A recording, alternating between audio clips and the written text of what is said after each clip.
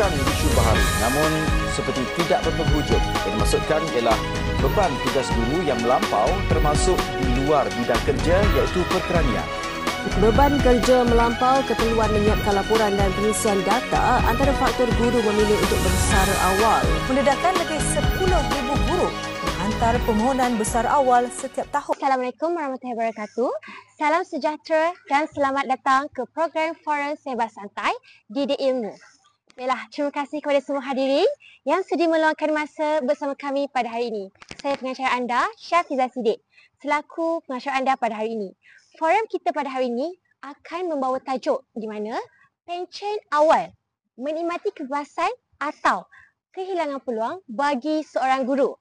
Baiklah, isu ini menjadi semakin hangat dan semakin relevan di kalangan guru-guru. Namun, adakah keputusan ini salah satu langkah yang bijak? Hari ini kita nak kupas dengan lebih teliti apakah kesan inisiatif yang dibuat oleh guru ataupun Kementerian Pendidikan Malaysia tentang isu pencen awal. Baiklah, di sebelah kanan saya, kita ada Puan Farida iaitu seorang tokoh guru bahasa Melayu tahun 2024 yang telah mencurahkan bakti selama lebih 30 tahun dalam dunia pendidikan. Selamat datang Puan Farida. Puan Farida sihat? Alhamdulillah sihat, Puan. Alhamdulillah, terima kasih kerana sudi hadir pada hari ini. Okey, dan di sebelah seterusnya kita ada Puan Ain iaitu seorang guru cemerlang yang masih aktif, berkhidmat dan mempunyai pengalaman luas dalam mendidik generasi muda. Selamat datang Puan Ain. Terima kasih. Sihat? Alhamdulillah sihat. Alhamdulillah sihat. Okey, baiklah. Dalam perbincangan kita kali ini, kita akan membincangkan beberapa isu yang telah mencabar para pendidik untuk terus bertahan dalam profesi ini. Di antara isu utama yang sering dibangkitkan adalah semakin ramai guru memilih untuk pencen awal. Kenapa? Macam tu. Kenapa? Jadi, apakah punca utama di sebalik fenomena ini? Isu guru pencen awal adalah isu yang sangat relevan pada masa kini. Sebelum saya bertanyakan soalan pada para panel sekalian, saya ingin mengupaskan sedikit apakah isu-isu yang berkaitan dengan kenapa guru mahu pencen awal pada zaman sekarang. Okey, apa yang saya dapat, sejak kebelakangan ini, kita menyaksikan pelbagai perubahan dalam sistem pendidikan. Dasar baru, kurikulum yang lebih kompleks serta penggunaan teknologi yang semakin meluas. Kadang-kadang, dia memberi tekanan kepada guru-guru senior. Hal ini kerana guru-guru yang telah bertahun-tahun mengajar mungkin merasa tertekan apabila terpaksa menghadapi perubahan yang mendadak tanpa persediaan yang mencukupi. Ini boleh menyebabkan mereka merasakan tidak relevan dan tidak berdaya untuk terus mengajar dalam persekitaran yang berubah-ubah. Lantaran itu, ramai guru memilih untuk pencen awal. Selain daripada itu, saya juga dapat mengenal pasti bahawa guru-guru memilih untuk pencen awal kerana beban kerja yang terlampau banyak. Ada skop kerja yang di luar masa waktu persekolahan. Contohnya menanda kertas kerja, contohnya membuat kelas tambahan. Jadi itu memberikan bebanan kerja kepada guru menyebabkan mereka memilih untuk pencen awal. Apabila guru mengalami bebanan kerja, maka masalah terjadinya masalah-masalah contohnya maafkan saya burnout, keletihan fizikal, masalah mental. Jadi beban kerja guru ni yang berlebihan ni menyebabkan mereka ingin bersara awal dan berfikir dua kali untuk terus bertahan dalam kerjaya ataupun profession seorang guru. Baiklah, isu-isu ini amat signifikan kerana guru-guru juga merupakan individu yang turut menghadapi cabaran fizikal dan mental dan tidak terlepas daripada merasai keletihan serta tekanan dalam menjalankan tugas mereka. Maka di sini kita dapat melihat banyak isu-isu dan faktor yang menyebabkan guru ingin pencen awal. Jadi berkenaan dengan faktor-faktor tersebut, saya ingin bertanyakan soalan kepada Puan Farida terlebih dahulu.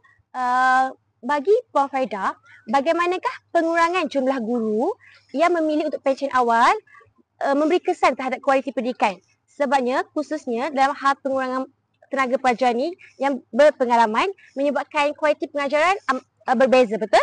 Jadi saya ingin mendapatkan pandangan daripada Puan Farida terlebih dahulu. Okey, baiklah. Terima kasih atas soalan tersebut. Okey, yang pertama saya nak kaitkan dengan isu guru pencen awal yang disebabkan oleh sebagaimana yang Puan Fiza sebutkan tadi, teknologi. Kita tahu sekarang ni guru-guru muda mereka lebih mahir dengan teknologi, tetapi disebabkan guru-guru lama ni mereka tidak terbiasa. Jadi mereka menjadi salah satu punca mereka pencen awal, memilih untuk pencen awal.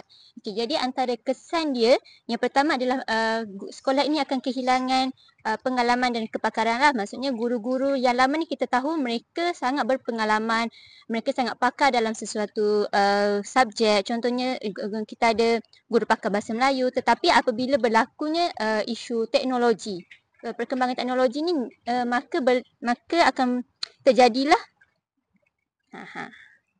maka akan terjadilah mereka sebagaimana yang Puan Fiza sebut tadi, burn out.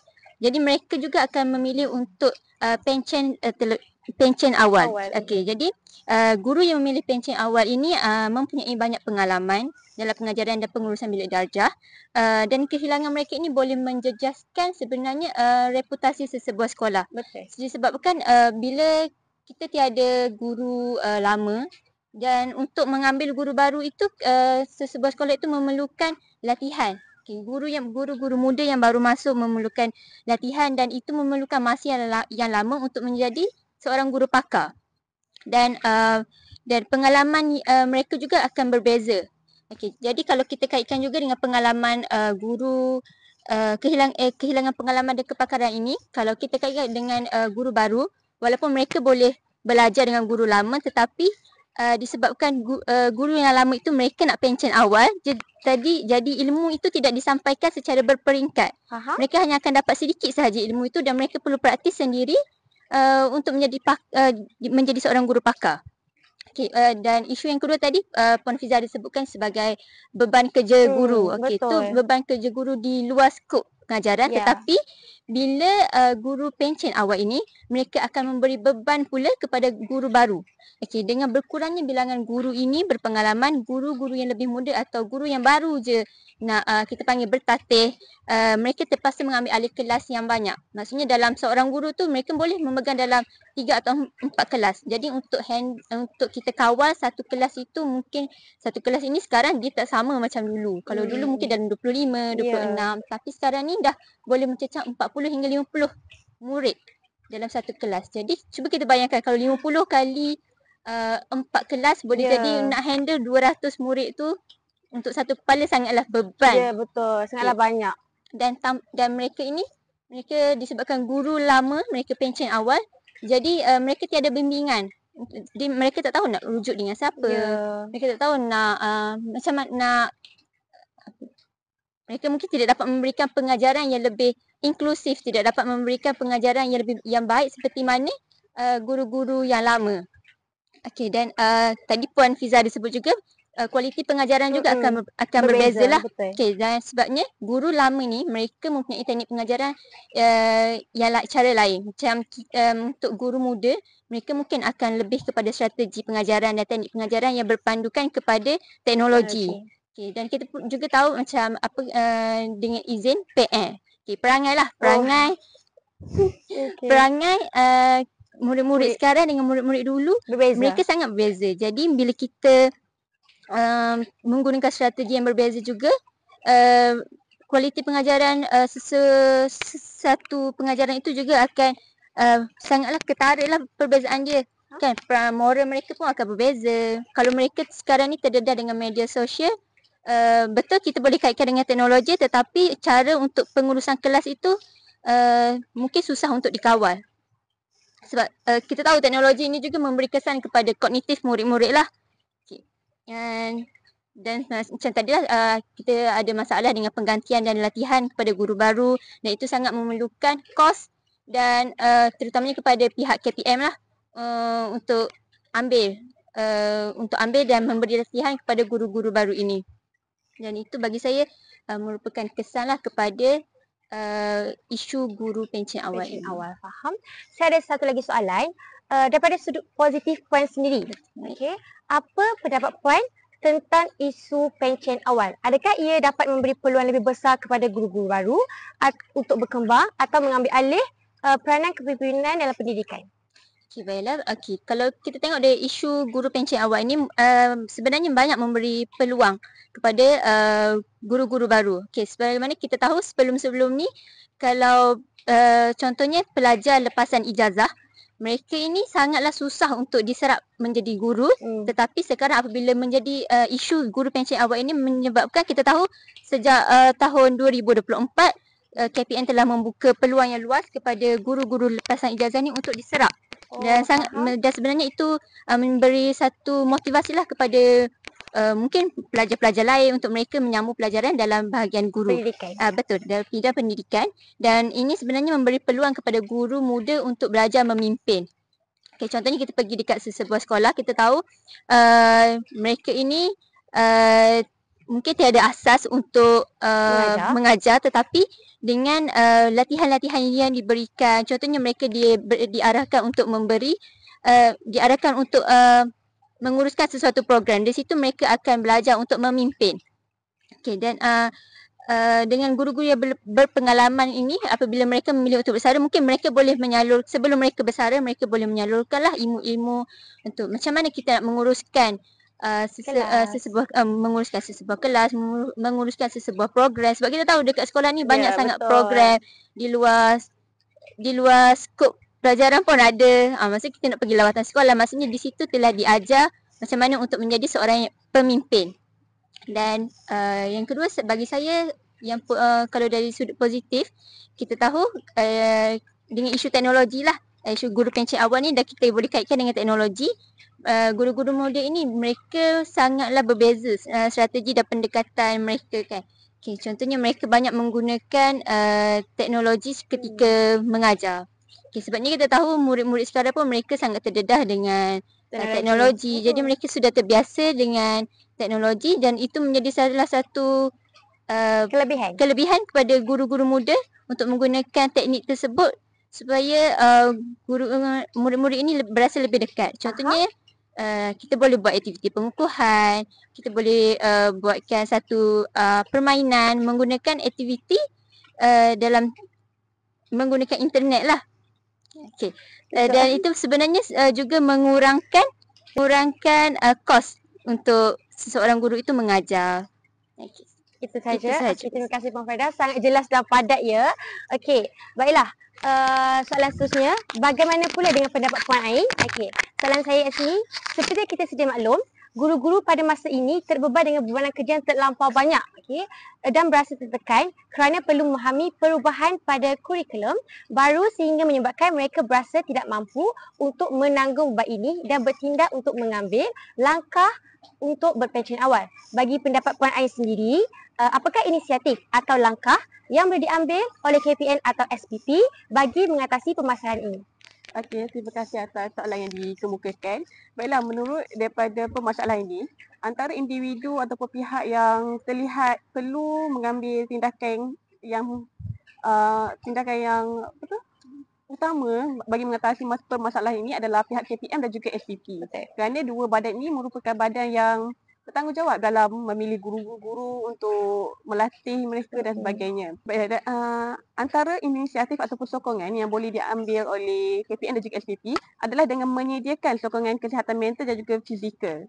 Sebagai contohnya, kita dapat lihat menerusi program sokongan psikologi yang boleh dianjurkan oleh pihak KPM dan juga SPP. Hal ini kerana seperti kita sedia maklum, guru-guru pada masa sekarang amat terbeban dengan bebanan kerja yang di luar bidang mereka. Tambah lagi mereka perlu mengajar pelajar tentang berkaitan dengan teknologi baharu dan sebagainya kan. Dan hal ini akan menyebabkan mereka menghadapi tekanan yang amat teruk dan akan menjejaskan kesihatan mental mereka dan juga kesihatan mereka. Jadi, saya lihat KPM dan juga SPP boleh melaksanakan inisiatif dengan menyediakan satu sesi kaunseling kepada pihak guru-guru yang terbeban ini dan juga atau perlu menyediakan satu pusat sokongan mental untuk menyokong guru-guru ini untuk dapat mengawal tekanan yang mereka hadapi. Dan kita dapat lihat apabila guru di sekolah ini amat terbeban dengan bebanan dan juga tugasan kerja yang terlalu banyak sehingga menyebabkan mereka tidak dapat untuk menyiapkan kerja-kerja mereka yang lain, kerja-kerja hakiki mereka yang lain kerana perlu turut terlibat dalam kerja-kerja pentadbiran yang lain. Jadi bagi pendapat saya, bagi sesebuah sekolah itu, seseorang guru itu perlulah mempunyai seorang pembantu pengajar yang mana pembantu pengajar ini akan membantu mereka untuk menjalankan ataupun menyiapkan tugasan yang di luar bidang pendidikan mereka seperti bidang Pentadbiran. pentadbiran dan sebagainya. Dan kita boleh ambil contoh di peringkat universiti yang mana setiap pensyarah akan mempunyai unit-unit mereka yang tersendiri yang akan membantu mereka untuk melaksanakan tugas-tugas pentadbiran tersebut. Dan seterusnya dapat lihat apabila pihak KPM perlulah mengeluarkan satu garis panduan yang tetap kepada guru untuk memberikan mereka satu panduan bahawa panduan kepada mereka tentang had maksimum mereka mengajar dan juga hak maksimum mereka untuk melakukan tugas-tugas pentadbiran. Dan hal ini perlulah dikuatkuasakan dengan segera kerana sekiranya perkara ini tidak dikuatkuasakan, akan lebih ramai guru-guru akan menghadapi tekanan dari segi emosi sehingga akan menjejaskan kesihatan mereka. Dan KPM juga boleh melaksanakan inisiatif untuk menaikkan semangat guru dengan mengadakan program kesejahteraan guru dengan dengan menubuhkan suatu jawatan kuasa yang untuk menyokong guru-guru ini untuk terus berkhidmat dalam bidang mereka. Dan satu lagi, bagi menyokong guru-guru ini untuk terus berada dalam bidang mereka, KPM dan juga SPP seharusnya memberikan penghargaan kepada guru-guru ini, khususnya kepada guru-guru yang telah lama berkhidmat. Kerana secara tidak langsung, program pengiktirafan dan juga penghargaan kepada guru-guru ini dapat memberikan semangat kepada mereka untuk terus berkhidmat. Jadi dengan cara ini mereka akan berasa diri mereka dihargai. Jika mereka berasa dihargai, sudah pasti mereka akan jadi lebih bersemangat untuk mendidik dan juga untuk melaksanakan tugas-tugas mereka. Jadi penghargaan kepada guru-guru yang mempunyai perkhidmatan yang terbaik dalam bidang mereka ini amatlah penting bagi menyokong dan juga memperbaiki semangat mereka untuk menjadi lebih baik. Faham? Macam contohnya lebih seronok untuk pergi kerja. Ya, betul. Ya, faham. Jadi, dari segi tanggungjawab seorang pemimpin sekolah pula, bagi pendapat Puan Ain sendiri, apakah inisiatif yang boleh diambil oleh para pemimpin sekolah untuk mengembalikan semangat guru ni? Okey, baiklah. Kalau sebentar tadi kita lihat peranan KPM dan juga SPP. Kali ini kita tengok pula kepada peranan pemimpin sekolah, yang mana pemimpin sekolah ini merupakan individu yang terpenting di peringkat sekolah, yang mana apabila guru ini mempunyai masalah dalam pengajaran, sudah pasti mereka akan merujuk dahulu kepada pemimpin sekolah, kan? Jadi sebagai pemimpin sekolah ini, seorang pemimpin sekolah perlulah memainkan peranan yang amat penting dalam memberikan kepimpinan yang berkualiti kepada guru-guru tersebut. Dengan pemimpin sekolah ini antara individu yang terawal yang perlu memberikan sokongan daripada aspek mental dan juga fizikal kepada guru-guru ini, menerusi komunikasi terbuka kepada guru-guru tersebut, yang mana guru-guru ini dapat meluahkan permasalahan mereka ataupun apa yang mereka rasa kepada pemimpin mereka ini. Dan pengetua ataupun pihak pengurusan sekolah ini perlu menunjukkan sifat kepimpinan dengan kepimpinan mereka untuk memberikan inspirasi kepada guru-guru ini untuk terus bersemangat. Selain itu, kepimpinan sekolah ini juga perlulah melaksanakan pengurusan beban kerja yang bersesuaian dengan tugas seseorang guru itu. Dengan cara ini, pemimpin sekolah boleh mengurangkan bebanan kerja guru dengan menyusun semula tugas pentadbiran dan juga menambah sokongan di peringkat sekolah seperti yang saya beritahu tadi, dengan menambah penolong guru untuk memudahkan dan juga melancarkan tugasan guru ini. Okey. Dan selain itu, pemimpin sekolah ini juga boleh melaksanakan kesamarataan dalam pengurusan pendidikan, yang mana perlulah dalam sebuah pengurusan ini perlulah mempunyai keadilan yang saksama dalam pembahagian tugasan dan juga dalam pembahagian bebanan tugasan, yang mana hal ini boleh mengelakkan guru daripada merasakan mereka tidak adil dalam penugasan kerja mereka. Seperti sedia maklum, pada masa sekarang KPM telah mengambil lebih ramai guru-guru baru, dan apabila kita lihat kepimpinan sekolah ini cenderung untuk memberikan tugasan yang terlalu banyak kepada guru-guru baru ini, sehingga kan mereka perlu memegang jawatan yang terlalu banyak, sehingga menyebabkan mereka ini baru saja masuk dalam bidang perguruan, tapi bebanan kerja yang terlalu banyak ini menyebabkan mereka berasa hilang motivasi untuk terus mengajar. Jadi, sebagai seorang pemimpin sekolah, pembahagian tugasan dan juga bebanan kerja ini perlulah dilakukan secara adil bagi mengelakkan guru baru dan juga guru yang telah lama berkhidmat ini tidak berasa tertekan untuk menjalankan tugasan mereka. Itu saja. Ya, Terima kasih Puan Ais, sangat jelas dan padat ya. Baiklah, perbincangan kita hari ini jelas menunjukkan bahawa isu pencen awal ni ada dari segi positif dan juga ada daripada segi negatifnya.